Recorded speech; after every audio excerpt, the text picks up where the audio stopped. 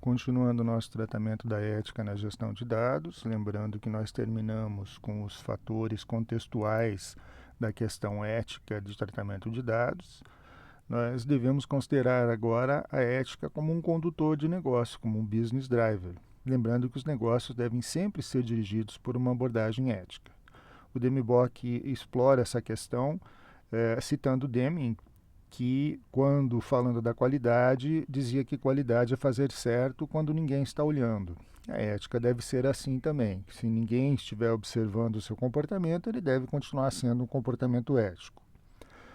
Porque os clientes e as partes interessadas em geral, elas esperam que isso seja o resultado do funcionamento das empresas, dos processos que elas têm como dados, e isso deve ser um condutor de negócios. Também havendo uma responsabilidade ética de proteger dados de criminosos, de invasões, para que não ocorram disseminações de dados que são sensíveis ou que são pessoais das pessoas e que não têm nada a ver com o propósito a que elas forneceram.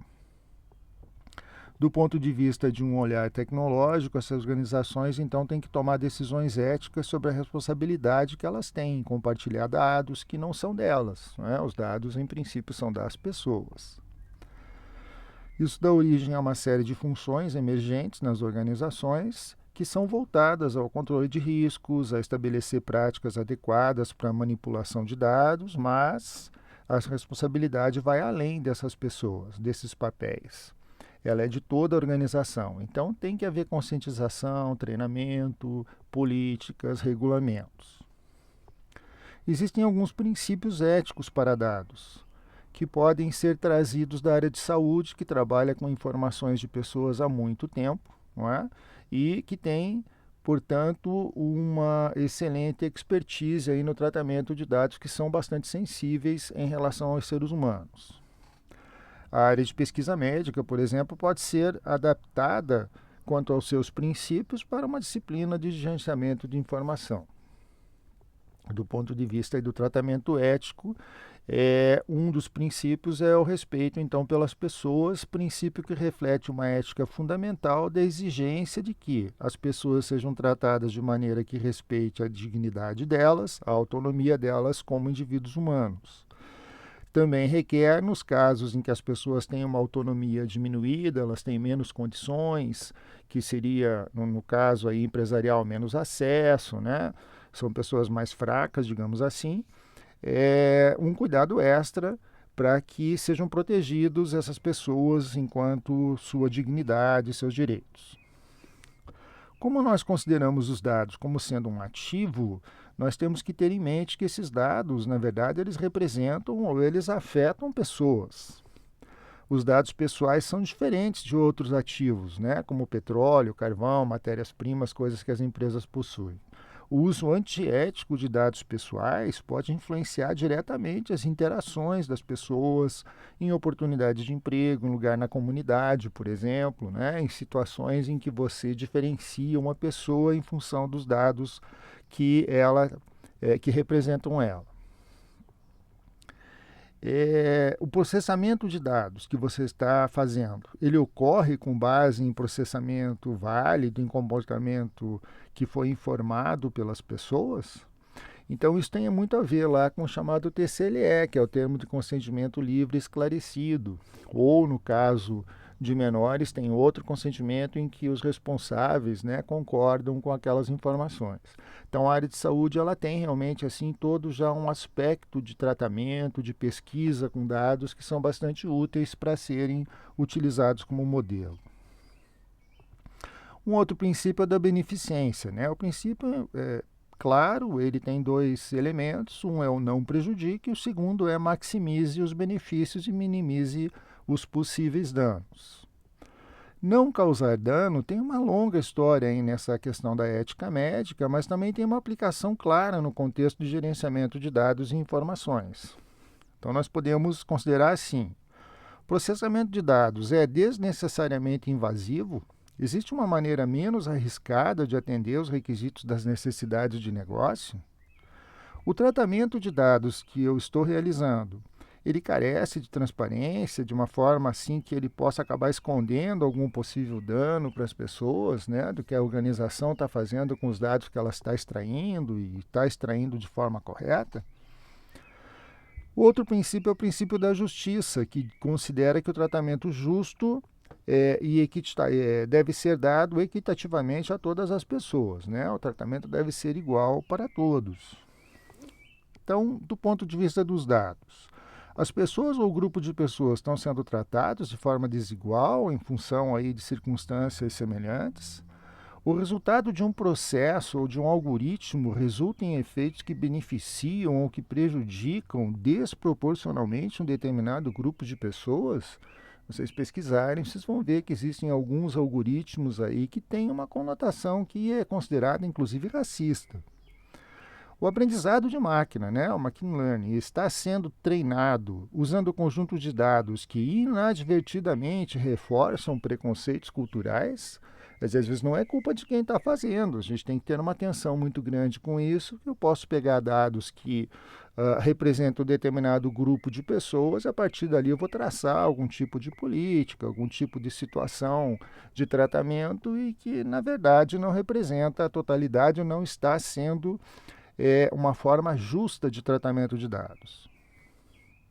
Nesse caso, a governança de dados é uma ferramenta vital para garantir que esses princípios sejam considerados na decisão de quem pode fazer o quê, com quais dados e sob quais circunstâncias que esse processamento é apropriado ou ele realmente é necessário. Os impactos e os riscos éticos do processamento de dados em todas as partes interessadas devem ser considerados pelos profissionais e, portanto, gerenciados de maneira semelhante à questão de qualidade de dados. Existem alguns princípios de gestão de dados que estão por trás de leis de privacidade de dados. Então, políticas públicas, leis, tentam codificar o certo e o errado com base em princípios éticos, né, como regra geral. Mas as abordagens elas variam um pouco de um país para o outro.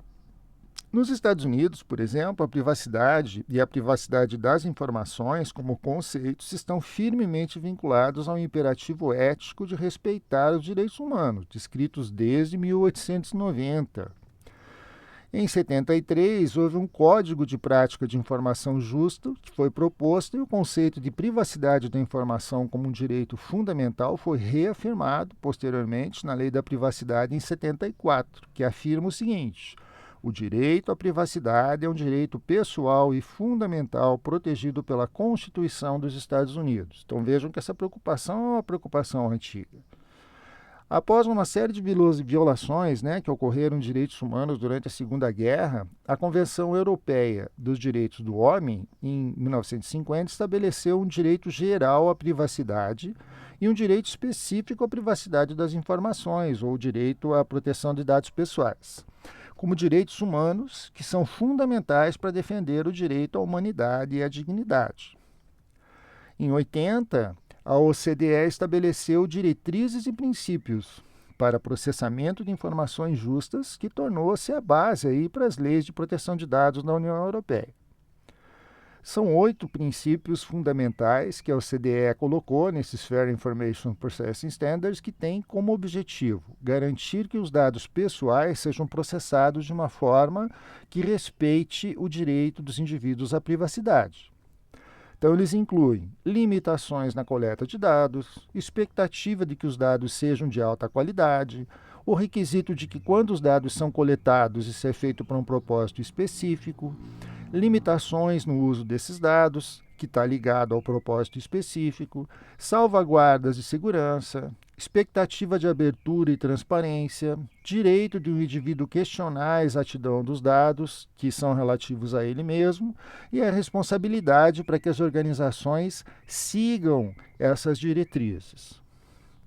Esses princípios da OCDE foram substituídos por princípios que estão contidos no Regulamento Geral de Proteção de Dados da União Econômica Europeia, a GDPR, que exige governança e documentação eficazes para habilitar e demonstrar a conformidade com essas questões aí de privacidade, desde o design que você faz lá de um site, de um banco de dados, de um sistema de informação, de uma operação de negócios, de um processo, enfim, das operações da empresa.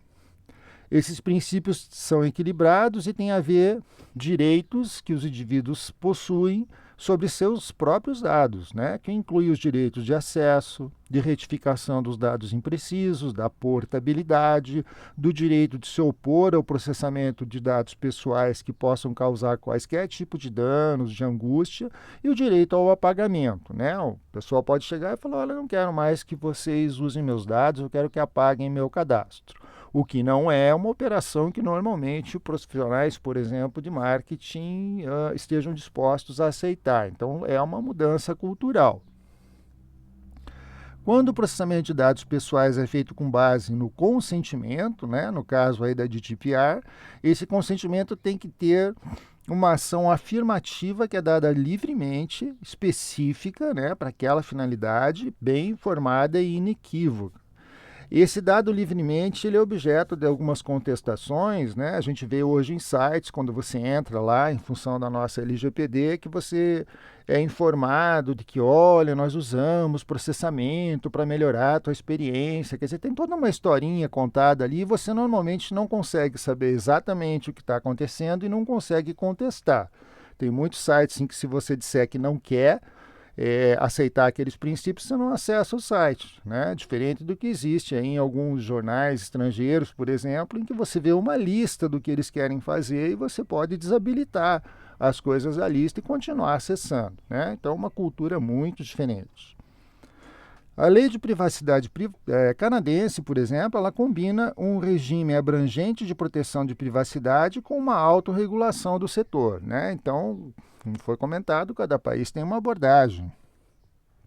A PIPEDA, que é a Lei de Proteção de Informações Pessoais e Documentos Eletrônicos canadense, ela se aplica a todas as organizações que coletam, usam e divulgam informações pessoais no âmbito de suas atividades comerciais, e ela estipula regras e algumas exceções a essas regras que as organizações têm que seguir para usar as informações pessoais dos seus consumidores. No Brasil a gente tem aí a LGPD, que entrou em vigor, né, a nossa Lei de Proteção de Dados Pessoais, que altera alguma coisa ali, 2 ou 3 artigos do Marco Civil da Internet e funciona também em conjunto aí, né?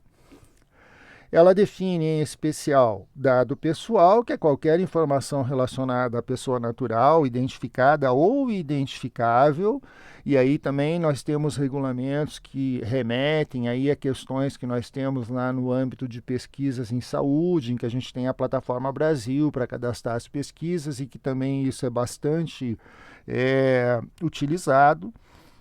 O dado pessoal sensível é definido na nossa lei como sendo uma informação pessoal sobre origem racial, étnica, convicção religiosa, opinião política, filiação a um sindicato, uma organização de caráter religioso, político, filosófico, né? Um dado referente à saúde, à vida sexual, opção sexual da pessoa, dado genético, biométrico, né, quando vinculado aí a uma pessoa e, portanto, podendo ser identificada a pessoa, né?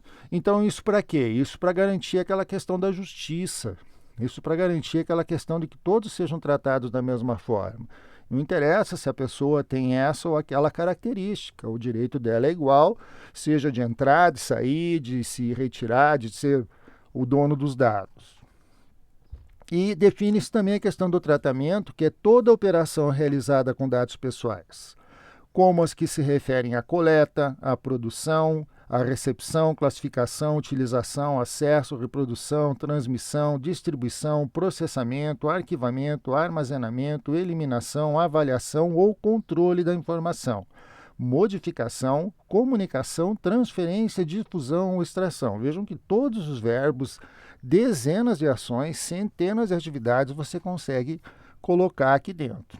Para garantir o quê? Para garantir que as empresas não usem subterfúgios, dizer não, mas o que eu estou fazendo não está definido na lei. Pô, não tem como você trabalhar com dados fugindo desses verbos todos que estão aí, né? Todas essas ações que você vai ter que executar para trabalhar dados das pessoas dentro da tua organização estão aqui, né? Então você tem que respeitar mesmo. Finalmente, também são definidos os direitos do titular, né? Do ponto de vista de que a pessoa possa fazer alterações, possa sair, etc. Mas isso foge aqui um pouquinho ao escopo que nós estamos trabalhando, né? O detalhamento da legislação. Então, nós vamos deixar essas questões, e em especial o que nos interessa mais, que é o tratamento de dados online, para as nossas próximas leituras.